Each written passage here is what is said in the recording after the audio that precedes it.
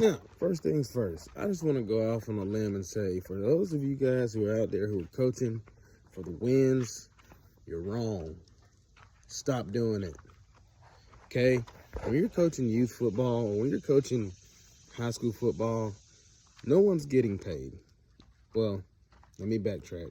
When you're coaching youth football or those lower level schools, you're not getting paid a whole bunch. Okay? You have to really have a love and passion for the sport in order for you to have any success, for your team to have success. Even if you're winning, that doesn't necessarily mean you're being successful, okay? A lot of guys go out hunting for talent instead of looking to develop. And so a lot of times is they reach a cap. They reach a what's the word I'm looking for? They hit a ceiling, so to speak. Your athletes will hit a ceiling very, very quickly, and they'll stop growing, they'll stop developing when your focus is winning.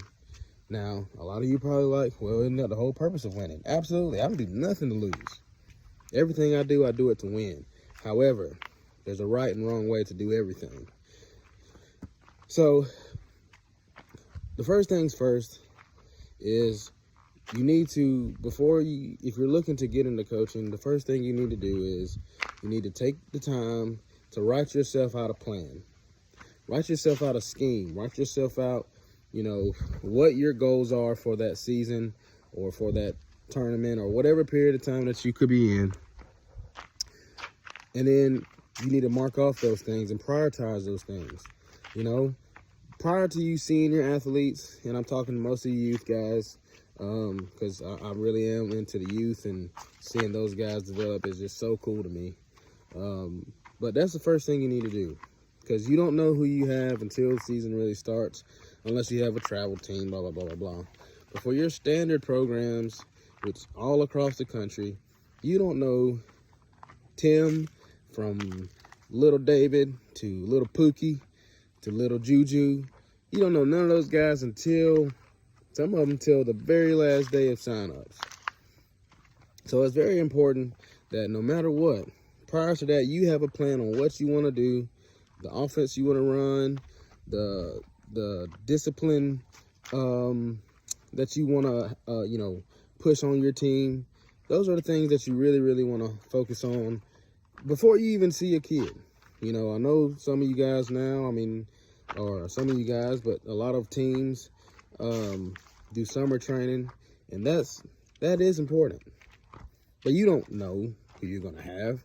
And I've seen so many coaches over the years, make these grand plans, to do X, Y, and Z, but understand that, hey, well, summertime comes, so there's nobody else there. So you don't know what you got. So first and foremost, don't let your summer workouts in the youth arena and the youth football arena, don't let that be where you start making plans for your season, okay? Start your plan prior to that summer, okay? And then as you gain more kids, then you start slowly working, okay, well, this is a level of kids we have, for right now, and then continue to plan and continue to plan and continue to plan. So that's the first P in preparing. Planning. Preparation prevents poor performance. Okay? So, that's the first thing. Second thing, okay? Once you actually we've already surpassed that. We've already made it to the start of the season. Now what we're going to do, we're actually going to start implementing some of these things that we've written down. Okay? Told you need your pen and pad. So even now, middle of the football season, I know a lot of teams are kind of just now getting rolling. But if you haven't started a plan, it's never too late to start planning. Okay? Will you be behind the 8 ball? Probably. Does that mean you won't have success with your plan? Not at all. Make your plan and you stick with your plan all the way through the season. So that means right now, if you're just kind of going off of a whim and going little by little, and you don't know what you're doing day in and day out, it's fine, okay? Finish out your week, and then we start Monday on a whole new leaf, and you'll shock your team, you'll shock your parents. Everybody goes home happy for the most part, and probably sometimes some won't, because a lot of things, we create habits.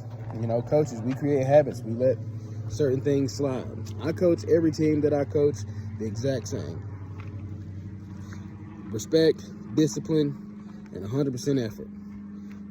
The football part, it will come, especially in this youth arena that I'm talking about specifically. We'll get to high school in later days, but right now, the first few weeks, we're gonna be really pushing on the youth because that's where I spend a lot of my time.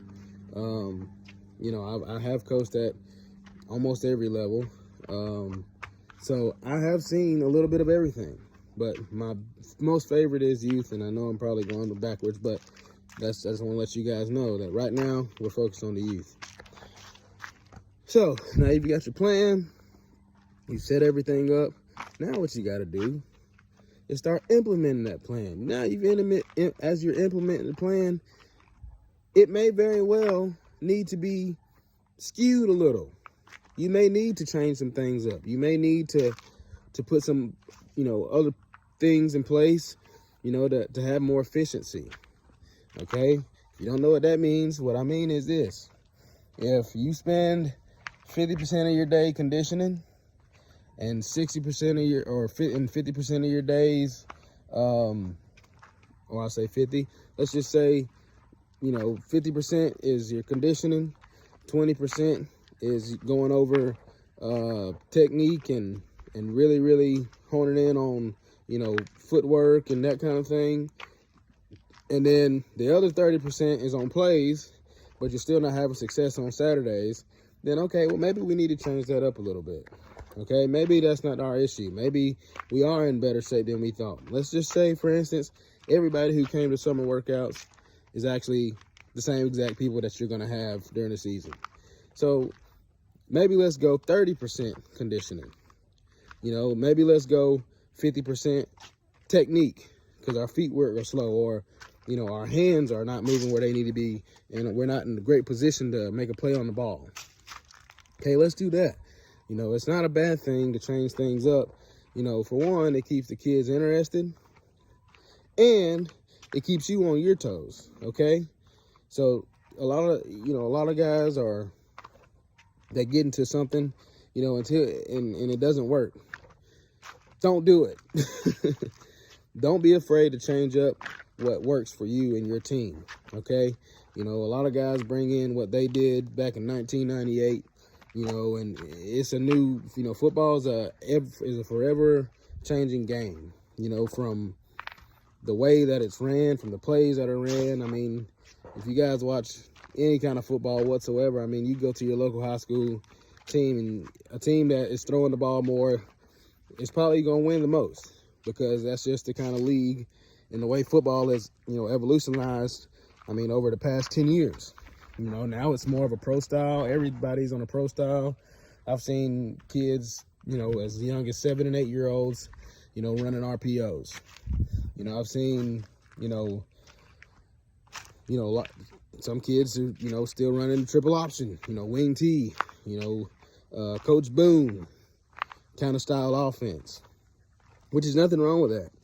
The name of the game is what's going to be best for your personnel and for what's going to work best for your team and for your coaching staff. If you have a coaching staff who has absolutely no knowledge of how to coach the wing T or how to coach your running backs on timing, then it's not going to work. If you got coaches who, run a spread, but they have no clue on the significance of routes, timing, and your quarterback position, and your quarterback coach doesn't know much about, throwing mechanics and the importance of getting the ball out quick, it's going to be hard, not impossible, but very much so hard for you to be able to have success with that style offense, okay? Even on the defensive side of the ball, technique-wise, there's a lot of things that come into play when you're trying to become a coach and you're looking to, to fill in the gaps or fill in the pieces, and I know in the rec industry and the youth industry, in terms of football, there's not always a lot of coaches out there who have good knowledge. Most of your coaching staffs out there are going to be, you know, dads who played the game, or old coaches who are stuck in 1980 when 90% of the time it was going to a running back. The other 10% it was going to a receiver. So, excuse me. These are just a couple things to keep in mind when you're going into becoming a coach. Now, I'm specifically talking to your head coaches, okay? But I don't want the assistant coaches to feel like you're being left out, because I'm not leaving you out. But it's very important that your head coach has the main plan, because we follow his plan. And I'm a strong believer in coaching etiquette. You know, whether I feel like I know something more than someone else, that's not my role. Everybody has a role on the team, and we lead by example. So if I'm following my role as an assistant coaches, my players are going to follow as well. You won't get as much flack or kickback from your players. It don't matter what the age is. I've coached ages 7 and 8 all the way to 18. And I've had more trouble with 18-year-olds and 17-year-olds and high schoolers in general and middle schoolers than I have with my 7 or 8-year-olds. Now, is there a respect level? Yes. And is there a big difference in, you know, maturity and, you know, the way their bodies are growing? Sure. But respect, in my opinion, respect is respect. And if you can get that respect from your coaches, you'll always have respect from your players. And that's the name of the game. Okay? For now, that's all I got. Okay? Stay tuned. We'll go for a part 2. Talking about this thing. Feel free to ask questions. Leave them in the comments. Like, share, subscribe. All that good stuff, baby. We on the ball.